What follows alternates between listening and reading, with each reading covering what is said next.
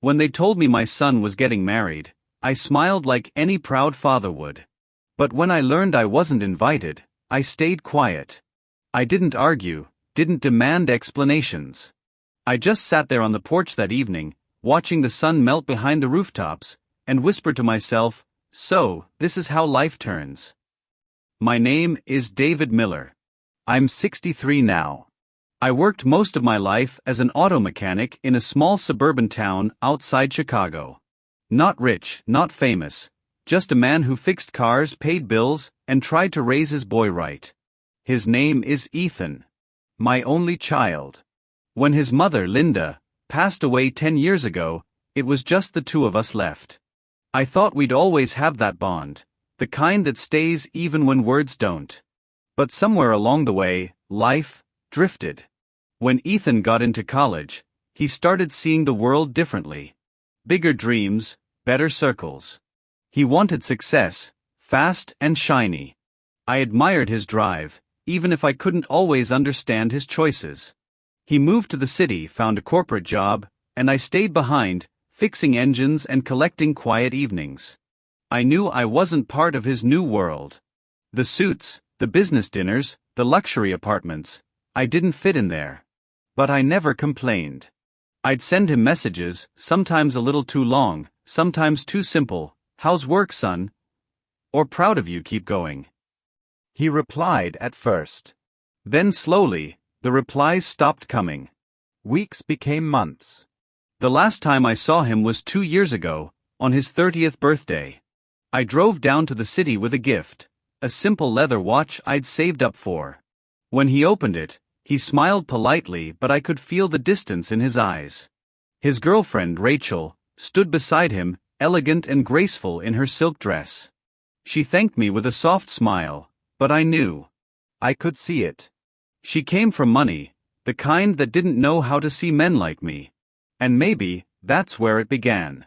A few months later, I heard from an old neighbor that Ethan had gotten engaged. Not from Ethan himself, not even a call. Just a passing mention from someone who saw it on social media. I looked at the photo, him in a black suit, her in a golden dress, their smiles perfect, their world polished. My heart didn't break that day. It simply grew quieter.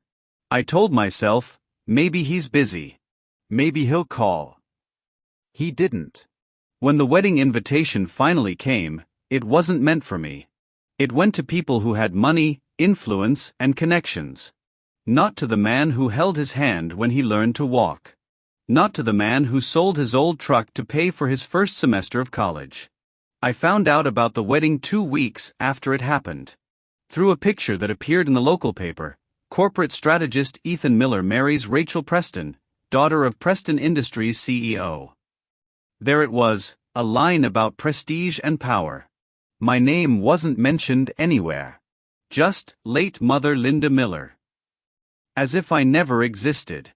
That night, I sat in my kitchen with a cup of black coffee, the silence pressing on me heavier than ever. I could have been angry. I could have called him, shouted, demanded an answer. But instead, I laughed quietly to myself and said, he's living the life he thinks he wants. And that's when I decided to send him a gift, not out of spite, but something different. Something that would remind him of where he came from. Something simple, honest, unforgettable. I didn't have much money. My savings were modest. But I had something more valuable, memories. So I took an old wooden box from the attic. Inside were little pieces of his childhood, a drawing he made in first grade, the small baseball glove I'd bought him when he was 10, the photo of us fixing the old Chevy in the garage. On the back of that photo, in fading ink, I had written, "You can go anywhere in life, son. Just never forget where home is." I wrapped the box carefully. Added one more thing, my watch. The same leather watch I'd given him years ago, the one he never wore. I placed it on top, with a note that read, "Time doesn't stop for anyone. But it always remembers who taught it to tick." Then, I mailed it to his office. No message, no address from me, just the gift. I don't know how he reacted. Days passed, weeks went by. No calls, No letters. But in my heart, I knew one day he'd open it, and he'd remember. Maybe not today. Maybe not tomorrow. But someday, when the lights dim and the applause fades, he'll realize that silence sometimes speaks louder than words. And that's how my story begins. Not with anger, not with revenge, but with a quiet kind of justice. The kind that life delivers in its own time. After I sent that box, I didn't expect much. I went back to my days the way I always did, quietly, simply, almost like nothing had changed. My mornings started early. Old habits don't fade easily. I'd wake up before sunrise, put on the same gray sweater, and make myself black coffee with a slice of toast. The kitchen clock ticked louder these days, maybe because the house had grown quieter since Linda passed. Sometimes I'd catch myself speaking out loud, only to realize I wasn't talking to anyone. I still kept her chair by the window. The one with the floral cushion she loved. Every morning I'd wipe it clean, as if she might sit there again one day. Old love never really dies, it just becomes part of the air you breathe. After breakfast, I'd walk down to the corner shop to buy the newspaper. I didn't need to, most of the news I already knew from the TV, but it gave me a reason to talk to someone. The shop owner, Mike, was an old friend.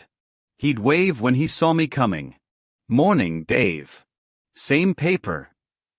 "Same one," I'd reply. "Can't let the world go on without knowing, can I?" He'd laugh and hand me the folded paper, sometimes slipping in a free candy bar. "For the road," he'd say. We'd chat about baseball, weather, politics, the kind of small talk that fills empty spaces in old men's lives. He once asked about Ethan. "How's your boy doing? Still in the city?" I smiled. "Yeah, still chasing the big world." He nodded. "Good for him. You must be proud." I just said, "Always have been."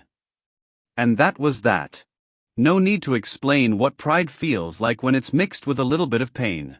When I came back home, I'd sit in the garage for hours. Even though I'd retired 2 years ago, the smell of engine oil and metal still comforted me. I kept my old tools polished, lined up neatly. Sometimes I'd fix small things for neighbors, a broken lawnmower, a loose pipe, anything to keep my hands busy. It's funny, fixing things came naturally to me. But when it came to people, especially my own son, I never quite knew where to start. The neighborhood had changed over the years. Younger families moved in, with their new cars and their busy lives. They'd wave politely when passing by, but we lived in different worlds. I was the old man with the dusty car and the quiet porch.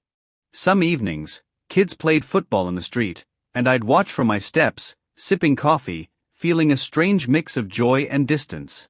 On weekends, I'd drive out to the lake Linda used to love. I'd bring a sandwich, park under the old willow tree, and sit for hours watching the water move. It was my way of staying connected, not just to her, but to the parts of myself I didn't show to anyone anymore. Sometimes I'd see families there, fathers teaching their kids to fish, mothers unpacking sandwiches. I'd smile at them, though sometimes that smile carried a weight I couldn't explain. I wondered if Ethan ever remembered those summer days when I used to take him here. He'd run along the shore, his laughter echoing across the water. "Dad, look! I caught one!" He'd shout, even when it was just a leaf. I remember telling him back then, "You don't have to catch something to have a good day, son. Just being here is enough." Now, years later, I realized I was the one living by those words. I hadn't caught much in life, not money, not fame, but I had peace, and that was something. One evening, I received a letter in the mail, an invitation addressed to Mr. David Miller. My heart jumped for a second. Maybe Ethan had finally reached out. But when I opened it, it wasn't from him. It was a flyer from a local community center looking for volunteers to teach basic mechanics to teenagers. I don't know why, but I kept that paper on the table for days. I read it over and over, not because I was sure I wanted to do it, but because it reminded me I still had something to offer.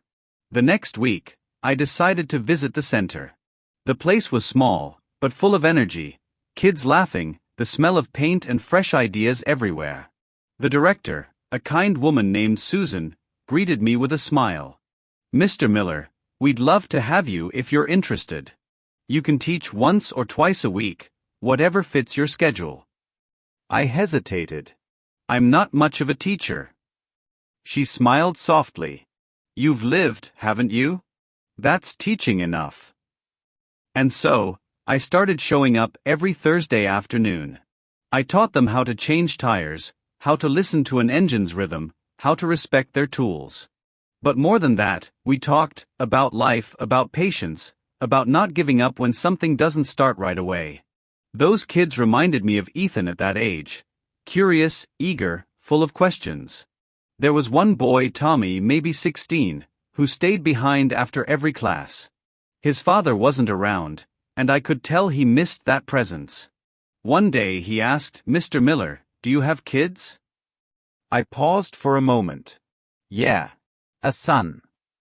"Does he help you in the garage?" I smiled faintly. "Not anymore. He's got his own world now." Tommy looked down. "Must be nice though, knowing you raised someone who's doing well." I thought about that long after he left. It was nice. Even if I wasn't part of that world anymore, I had helped him reach it. Maybe that was enough. Life went on like that, quiet, steady. I'd teach, come home, make dinner, and sometimes talk to Linda's picture. I'd tell her about my day, about the kids, about how Ethan's name still echoed in my heart even when my lips stayed silent. Then one evening, something unexpected happened. While cleaning the garage, I found an old voice recorder, one Ethan had used in high school for his speeches. Out of curiosity, I pressed play. A young voice filled the air, full of energy and innocence. "Dad, if you're hearing this, it means I finally figured out how to record. When I grow up, I'm gonna be like you. You fix everything, and you never give up." I froze. My hands trembled slightly. For a moment, I was back in that garage 20 years ago, with him standing beside me, holding a wrench twice his size. I could almost hear his laughter.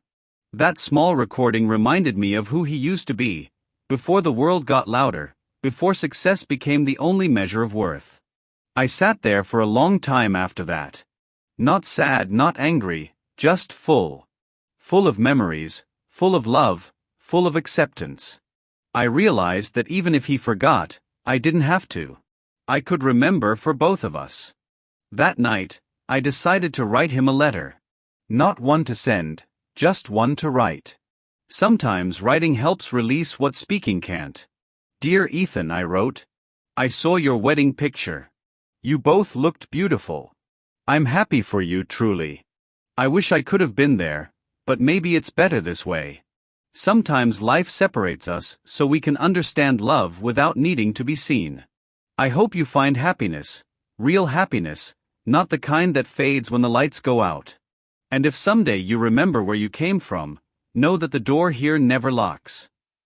I folded that letter and placed it inside my desk drawer, right beside Linda's old ring. Maybe one day, he'd find it. Or maybe he wouldn't. Either way, the words were real. And that's what mattered. As days passed, I noticed something change inside me. The bitterness that used to visit in the quiet hours stopped coming. Instead, there was peace, the kind that doesn't depend on apologies. I realized that sometimes, forgiveness isn't for the other person. It's for you. It's what keeps your heart from rusting. But peace doesn't mean life stops teaching you. No, life always finds a way to circle back, to test if you've really learned. I didn't know it then, but my next lesson was already on its way, and it would arrive in a way I never expected.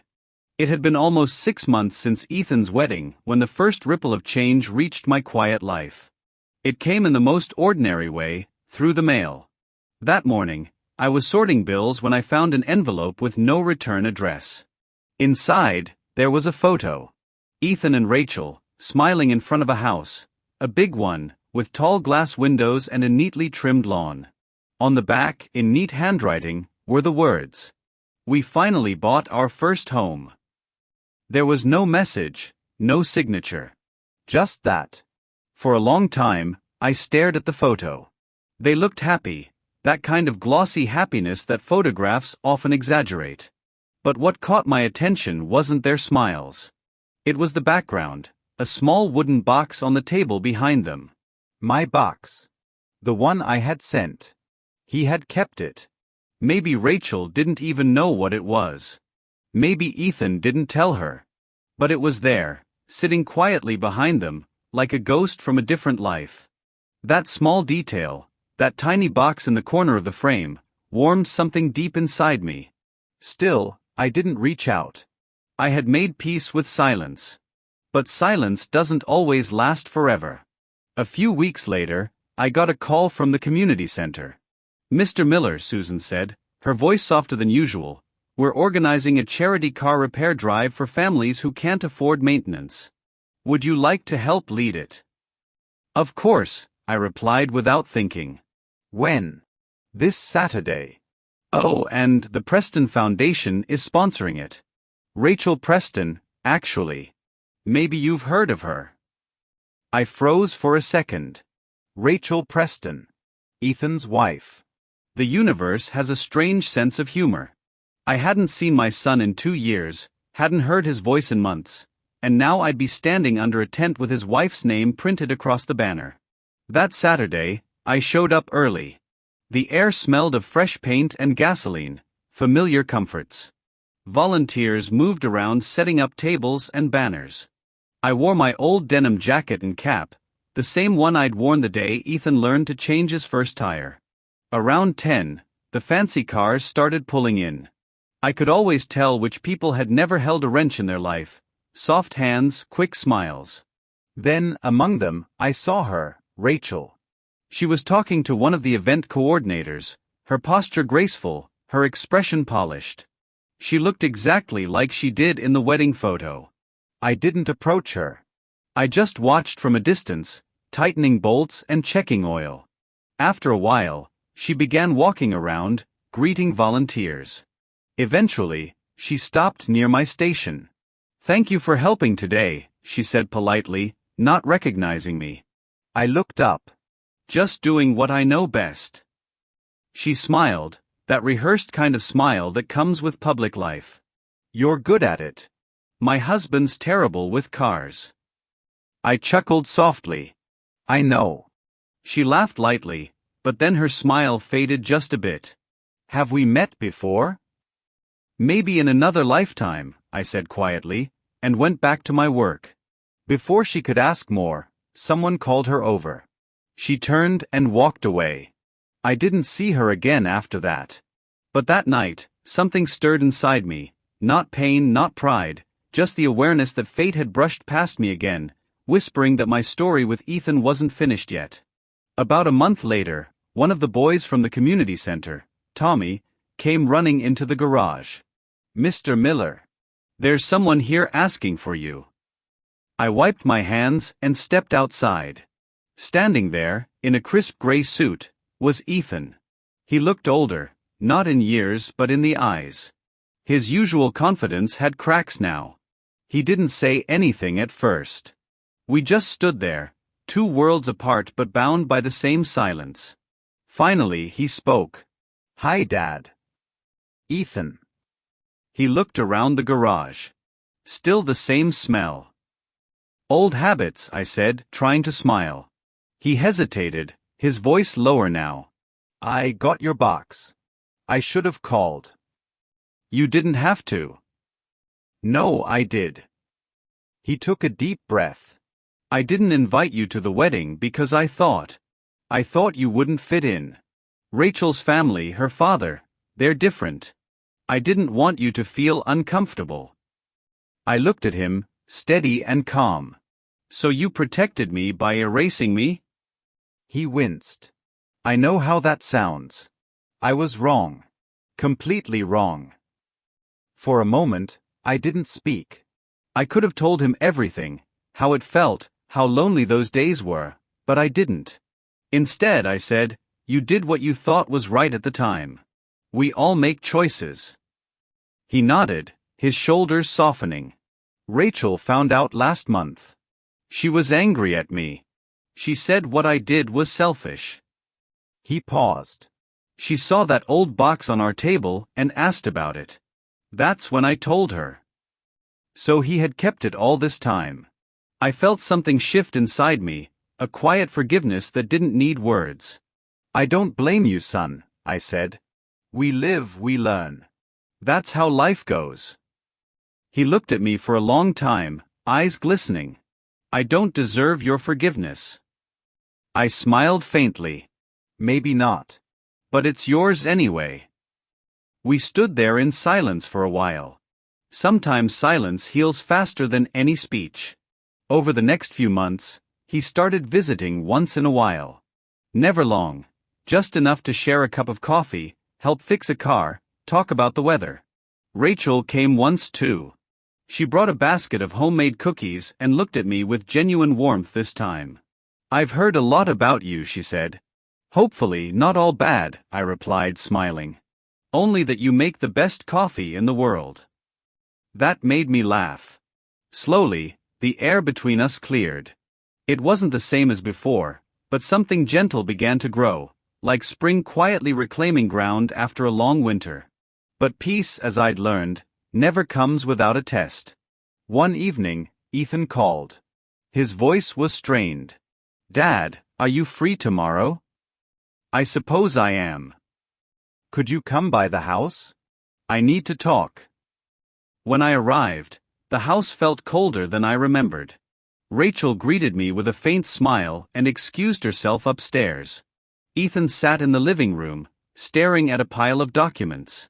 He looked tired, the kind of tired that no sleep can fix. What's going on?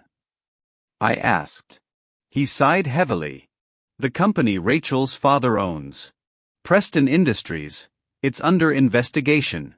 Some of the investments went bad, and now they're blaming me for mismanagement. Were you involved? I signed some papers, but I didn't know what I was signing at the time. Rachel's father handled everything. Now it's falling apart, and he's cutting me loose. I watched him, not with judgment, but with quiet understanding.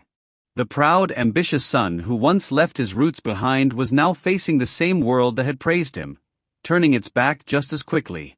He rubbed his temples. I might lose everything, Dad. The job, the house, even Rachel's been distant lately. I leaned forward. Ethan, I can't fix your problems. But I can remind you of something, this isn't the end. You were raised to build things, not to depend on others to build them for you. He looked up at me, tears hiding behind his eyes. How do you stay so calm? Because I've lost things too, I said. And I learned that panic doesn't rebuild anything. We sat quietly for a while. Then he said, almost to himself, I should have invited you. Maybe if I had, I'd have learned from you sooner. I smiled faintly. Life has its own invitations, son. Sometimes they just arrive late. The next few months were difficult for him. News spread about the company's collapse. Rachel's father's name was in the papers. Rachel herself withdrew from the public eye. And Ethan, he lost his job. The house went up for sale soon after. One afternoon, I found him standing outside my garage again, this time without a suit. Just jeans, a plain shirt, and tired eyes. Need some help? I asked. He smiled faintly. If you'll have me. And just like that, we began working together again. Side by side, fixing engines like we used to. No business suits, no cameras, no distance. Just oil, sweat, and quiet laughter. At first, he worked clumsily. His hands weren't used to hard work anymore. But day by day, he found his rhythm again. This feels right, he said one afternoon, tightening a bolt. Like I'm finally doing something real. It always was real, I said. You just needed to remember. One evening, we sat on the porch, watching the sunset. He looked at me and said, You know, Dad, when I saw that old box again, I realized something. The world I tried to build, it was made of glass. But you built yours from something stronger. I just didn't see it before. I smiled quietly. We all build glass houses, Ethan. The trick is learning to live gently inside them. He nodded slowly, understanding what I meant. Life had found its quiet balance again. The son who had forgotten came home, not because he was forced, but because life had humbled him. The father who was once excluded found peace, not through revenge, but through patience. The gift I sent, that small box of memories, had done more than any confrontation ever could. It had reminded him, in silence, of what truly matters. But our story wasn't over yet. Because in every life, forgiveness is only complete when it's tested by love itself. And soon, love would test both of us again, in a way neither expected. Life has a strange way of circling back when you least expect it. Sometimes it's gentle, other times it arrives like a quiet reckoning. Soft steps that echo louder than any scream. A few months after the wedding, I returned to my usual rhythm. Mornings spent walking around the neighborhood, evenings with my old records and a cup of black coffee. I rarely thought about the wedding anymore, at least not in the way that hurt. The ache had dulled into something quieter, something that made me reflect instead of weep. Then one morning, I received an envelope in the mail. It was from Michael. No return address, just his name written in that same sharp handwriting I'd once taught him, back when he was learning to write his name for the first time. My heart hesitated before my fingers even touched it. Inside was a letter, folded twice. The paper was crisp, the ink faintly smudged in a few places, as if it had been written through hesitation. I sat by the window before opening it, letting the morning light fall across the words. Dad, I don't know how to begin this. I didn't invite you to my wedding because I thought you'd make things complicated. I told myself it was for peace, but deep down, I knew it was selfish. When Linda and I opened your gift, there was silence. Everyone stared. Some laughed, some didn't understand. But I did. You sent us that old clock. The one that hung in the kitchen when I was little. The one that stopped working the day Mom left. At first, I didn't get it. But then I realized what it meant. You sent time, something I'd wasted by cutting you out. I'm sorry, Dad. I've been running from the things I didn't want to face. And now I see that I've been carrying more of you in me than I ever admitted. I hope we can talk soon. Michael. The words blurred for a second. I took off my glasses and pressed the bridge of my nose, breathing slowly. The clock. He remembered. That old wall clock had hung in our kitchen for years. Linda, his mother, used to wind it every Sunday morning. The ticking was steady, like a heartbeat in our small suburban house. When she passed away, the clock stopped. I tried fixing it once, but it never worked again. For years it just hung there, frozen at 7:45, marking the time our lives had quietly changed forever. When I sent it as a wedding gift, I didn't plan it as revenge. It was something else. A symbol, maybe. My way of saying, you can stop the clock, but time doesn't stop loving you. I didn't expect him to understand. But he did. That weekend he called. His voice was hesitant, thinner than I remembered, like he was walking barefoot on glass. Dad, he said. Michael, I replied. My tone was calm, not cold, just careful. I got your letter, I said after a moment. I read it twice. I didn't know what else to say, he murmured. I know it's late, but I mean it. I'm sorry. I nodded slowly, even though he couldn't see me. You don't have to rush an apology, son. Time works differently for each of us. There was silence, then a small breath on the other end. Linda's pregnant, he said suddenly. We just found out. For a moment, I didn't speak. My throat tightened with something I hadn't felt in years, pure, unguarded joy. That's wonderful news, I said quietly. Congratulations. Thanks, he said softly. I'd like you to be part of the baby's life. If you want. I smiled faintly. Of course I want that. You don't even have to ask. Over the next few weeks, We started to talk more. Not every day, but often enough to feel real again. The conversations were small at first, about his job, their house, the weather, but underneath, something was healing. Then one day, Michael invited me over for dinner. It wasn't the first time he'd asked, but it was the first time I said yes. The drive to his house felt surreal. The same suburban roads, the same passing families, but I wasn't the same man anymore. I was calmer, lighter somehow. When I reached his doorstep, Linda, my daughter-in-law, opened the door. She looked nervous, her hands twisting the hem of her sweater. "Mr. Bennett," she said with a shy smile. "I'm really glad you came." "Please," I said kindly. "Call me Richard." Inside, the air smelled of roasted chicken and rosemary. The house was warm, tastefully modern, but it didn't feel unwelcoming. Michael appeared from the kitchen, wearing an apron, wiping his hands. He smiled, the same boyish grin I hadn't seen since he was 12. "Hey, Dad." "Hey," I said softly. We stood for a second too long, neither sure what to do.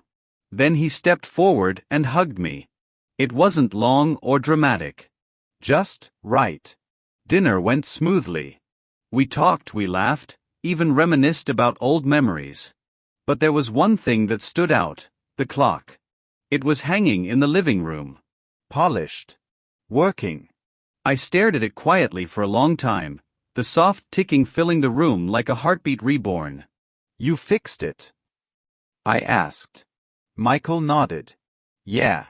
Took me a while, but I got it running again. The first night after I repaired it, I couldn't sleep. I kept hearing it tick and realizing how much time I lost by being stubborn." I smiled faintly. "Time has its own mercy, son. It waits for those who learn." He nodded, eyes lowering. "I think I'm still learning." After dinner, as we sat on the porch, he looked at me seriously.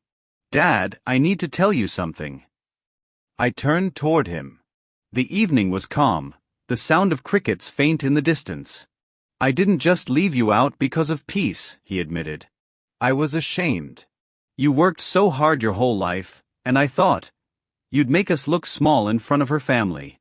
They're rich, successful. I was stupid enough to think that mattered." He looked down. But I realized the only thing that ever made me small was my own pride. I listened quietly. His confession wasn't easy, and I didn't want to interrupt the honesty in his voice. "You don't have to explain," I said after a while. "I understand." We all chase what we think matters, until we lose what truly does. He looked at me, his eyes glistening. "You're not mad." I smiled softly. "No. I'm just glad you found your way back." When I left that night, he walked me to the car. The porch light glowed above us, a soft halo on the steps. "Dad," he said, "that gift, the clock, it changed something in me. I don't think I'll ever forget it." I paused before opening the car door. "It wasn't meant to hurt you," I said. "It was just a reminder." "Of what?" I looked at him. My son, older now, wiser, but still the boy I'd raised.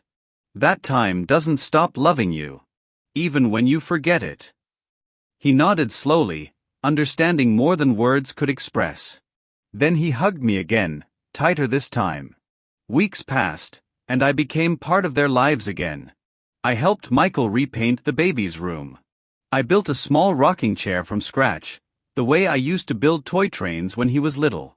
Sometimes, I'd sit quietly in the nursery, listening to the steady ticking of that clock in the living room. It was like the past had found its rhythm again. But revenge, even when it's quiet, leaves behind a shadow. I remember sitting on my porch one evening, watching the sunset when my neighbor, old Mrs. Thompson, called over the fence. "Richard, you seem lighter these days," she said.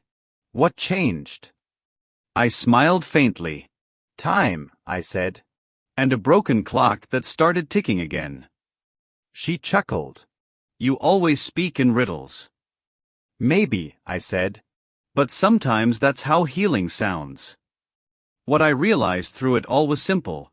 My revenge wasn't really revenge. It was reflection. I didn't humiliate him. I didn't make him feel small. I just gave him something to think about, a symbol of time, memory, and consequence. And he grew from it. The satisfaction wasn't in seeing him suffer. It was in watching him understand. That's the quietest form of justice, when someone sees their wrongs without you having to raise your voice. And that's when I knew, my story wasn't about being excluded from a wedding. It was about being invited back into a life, not through anger, but through patience. When life starts to heal, it doesn't make a grand announcement. It happens in small, quiet moments. A call returned, a chair pulled closer at the dinner table, a soft laugh after years of silence. That's how it began for us. After that dinner, Michael called me every few days. Sometimes he'd ask about old recipes his mother used to make, sometimes he'd just talk about the baby. Linda had entered her 3rd month of pregnancy, and their excitement filled every corner of their home. For me, those calls were a gift, one I never asked for, but always hoped would come. I didn't tell him this, but every time the phone rang and I saw his name, I'd take a second before answering, to let the joy sink in quietly. One Saturday morning, he showed up at my door without warning. I was pruning the hedges when his car pulled into the driveway. He stepped out, smiling, holding a brown paper bag. "Brought you something," he said, walking up the path. Inside the bag was a slice of homemade apple pie. "Linda baked it," he explained. "She said if you like it, she'll make a full one next week." I chuckled, taking the bag. "Tell her she doesn't need to bribe her father-in-law." He smiled. "She said it's not a bribe. It's peace offering." We laughed, but beneath it, I felt something loosen inside me. There was peace indeed, not forced, not spoken, just naturally settling in. Over the next few months, I spent more time at their home. I helped fix a few things around the house, a creaky cabinet, a leaky faucet, even the baby crib that arrived in pieces one afternoon. When Michael struggled to assemble it, I couldn't help but grin. "You always rushed through things when you were a kid," I said. "Never read the instructions." He sighed, holding a screwdriver. "Some things never change, huh?" I smiled. "Maybe not. But some things get wiser with time." We spent the rest of the day fixing it together. By the time the crib stood firm and steady, the sun was setting, painting the nursery in gold. Michael looked at the crib and said softly, "I hope I can be half the father you were." I froze for a second, my chest tightening. "You already are," I said quietly. "You just needed time to see it." He looked at me, his eyes full of something heavy. Remorse, maybe gratitude, maybe both. When the baby finally arrived, it was a boy. They named him Henry. I still remember that day clearly, the smell of antiseptic in the hospital room, the nervous joy in Michael's eyes as he held his son for the first time. He handed the baby to me, his hands shaking slightly. "Dad," he said, "meet Henry." The moment that small bundle rested in my arms, the world seemed to slow down. His tiny fingers gripped mine, and for a moment, I saw both the past and the future, the boy I'd once held, and the man he'd become. "Hello, little one," I whispered. "You've already brought us back together, and you don't even know it." Michael smiled, his eyes glistening. "He's got your nose." I laughed. "Poor kid." We both laughed then, really laughed without walls or weight between us. As weeks turned into months, my life began to change in ways I never expected. I'd become a grandfather, not just by title, but in every sense of the word.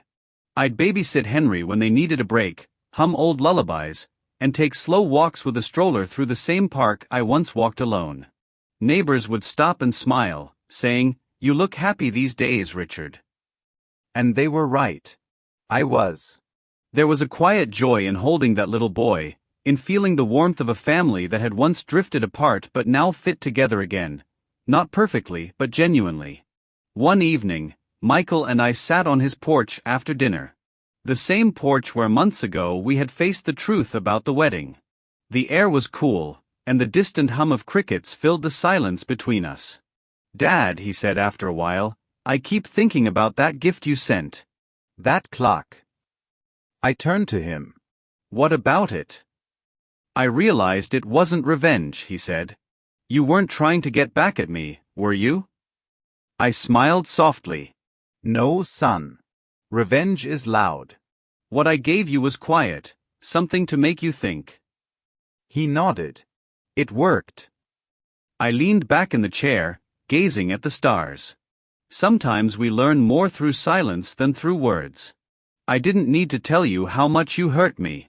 I just needed you to feel time again, to remember what we both lost. He looked thoughtful, then said quietly, "I did lose time. But maybe we both gained something better, understanding." I turned to him and smiled. "Exactly." The months that followed were some of the happiest of my life. I'd spend afternoons at their house, watching Henry learn to crawl, to laugh, to take his first wobbly steps. One day, as I held him on my lap, I looked up at the old clock hanging on the wall. Its steady ticking filled the room, calm and unbroken. I thought about how time had once been my enemy, how it reminded me of everything I'd lost. But now, it had become my friend again.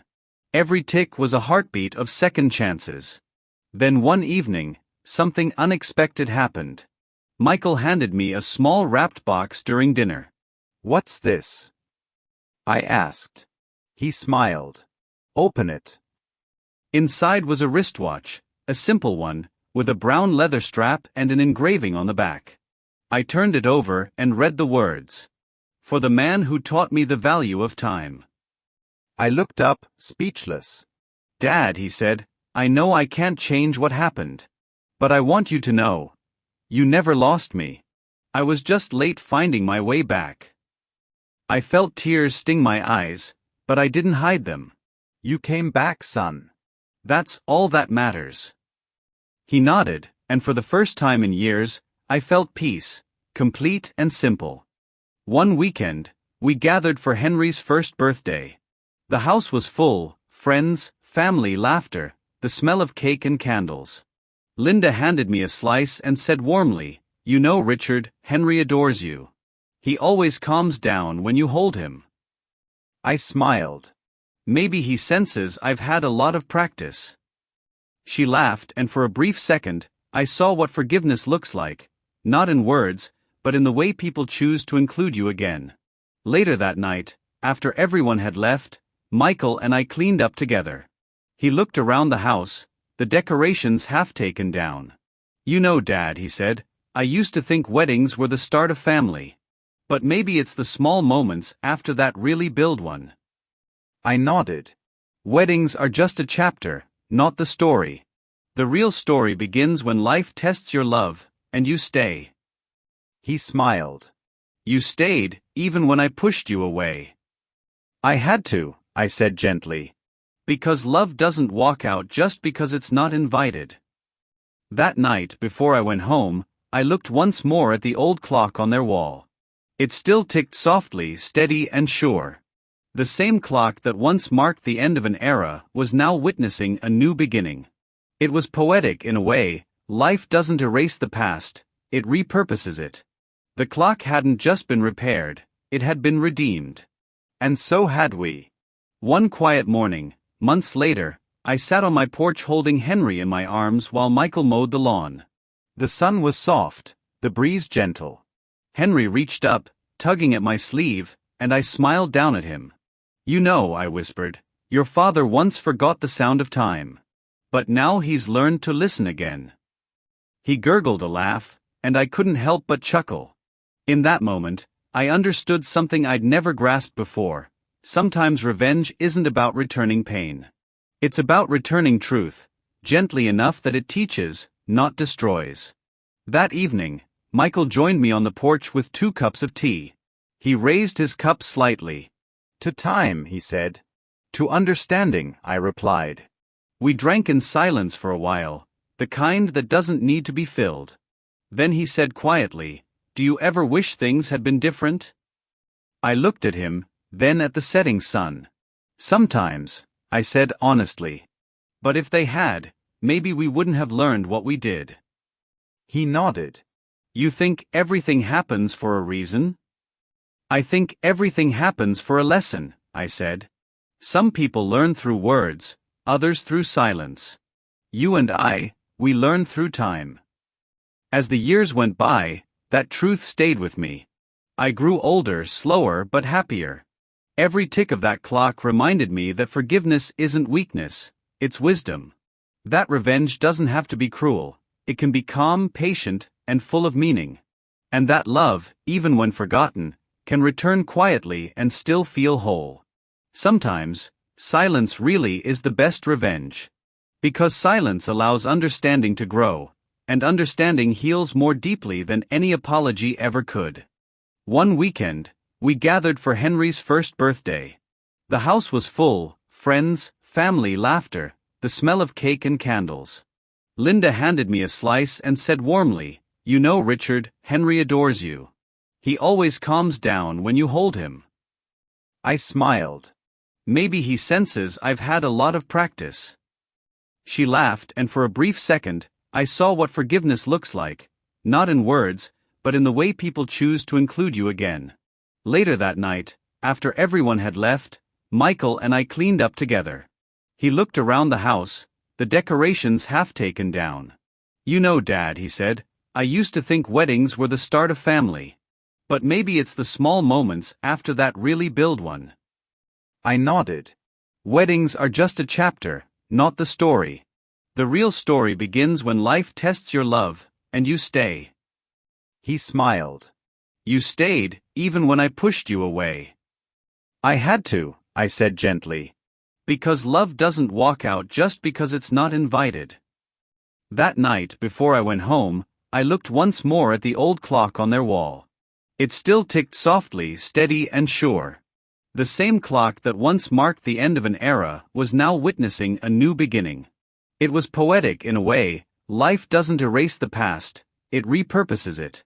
The clock hadn't just been repaired, it had been redeemed. And so had we.